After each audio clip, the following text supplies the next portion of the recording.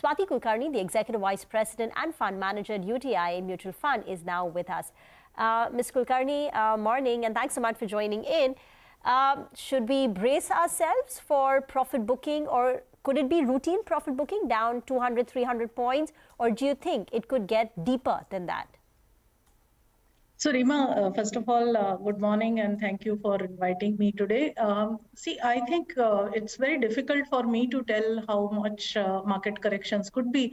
What I know is, if you may allow me to spell the positives, when it comes to the corporate balance sheet, bank balance sheets, we are far better today in terms of the growth. Overall, we are growing, versus the other markets or other economies, we are growing better. We have our own demand, domestic demand potential. And yes, global growth slowdown does affect us a bit and external pressures are there, but I think we are in a comfortable situation. So that's the big picture for me. And when you talk about the corrections or the volatility, I think it's given, market had kind of rallied in last 1 month about 9% on the back of expectations that the inflation is likely to be lower. The commodity prices corrections have happened, but we can't just forget the global slowdown and also the narrative about some of the developed markets probably might get into a recession. So hard to call when exactly what, but I think it's better to look at the bigger picture and concentrate on what equity has for a person like Indian for wealth creation over a long period of time. So I would like to look at that way. Okay, looking at the big picture and a longer term time horizon. Ms. Kulkarni, last month we saw the equity inflows ex of the SIP turn negative, and there was a sharp decline compared to the prior months. Has that trend continued in August as well, where the discretionary lump sum investments which used to come into the equity markets have dried up? See, I guess a lot of people were sitting on the sideline as far as the lump sum investments were concerned, and a sharp rally of 9% in a month probably would have slowed down that, and people again would be waiting on the sideline, waiting for a correction. So I think this continues, but what you have to look again is that for the past few years, what we have seen is while the FII or FPIs have been selling out, we have seen domestic mutual funds mutual funds, and of course the institutions are really holding the fort. And that's because of the structural nature that we are seeing, the structural changes that we are seeing. One, of course, is the SIP flows. Second, I would also mention that the PF and pension funds, which has a very long-term horizon, have also started to look at such opportunities where market corrects, and on a ongoing basis, they are increasing the holding. And the numbers are reflected in the ownership that we have seen domestic institutions holding going up in the large indices like Nifty 500 or Nifty 50. And we have seen even though the FII holding has come down to from about 24% to about 20%, that has been absorbed by the domestic institutions as well as retail. I would say that's something which is leading to a structural, importance of equity as an asset allocation for Indians.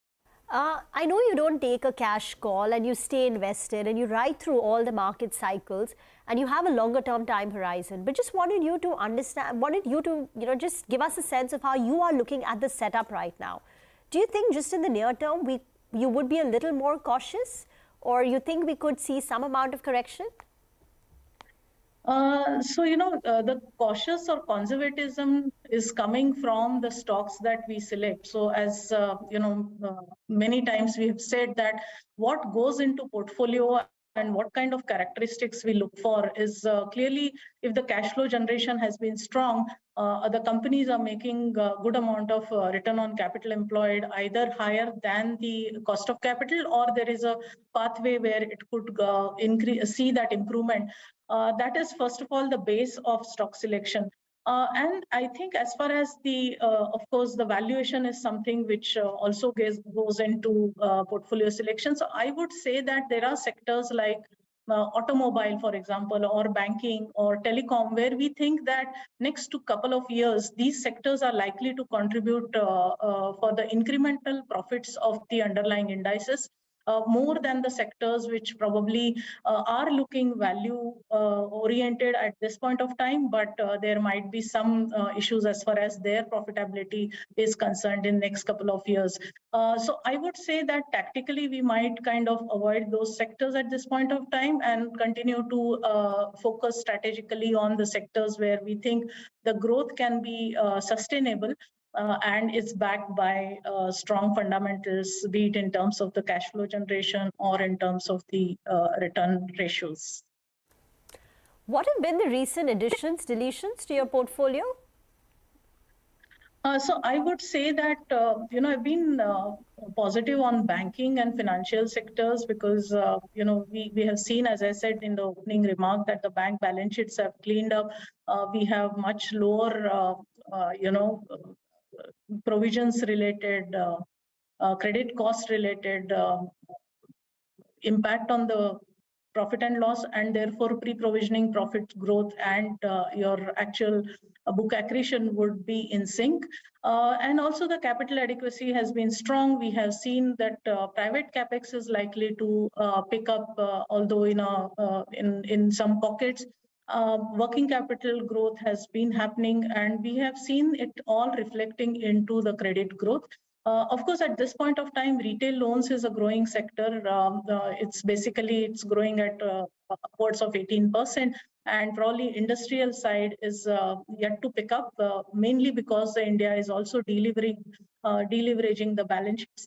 But apart from these, I think automobile, banking, these are some of the places where we have increased our allocation in recent past.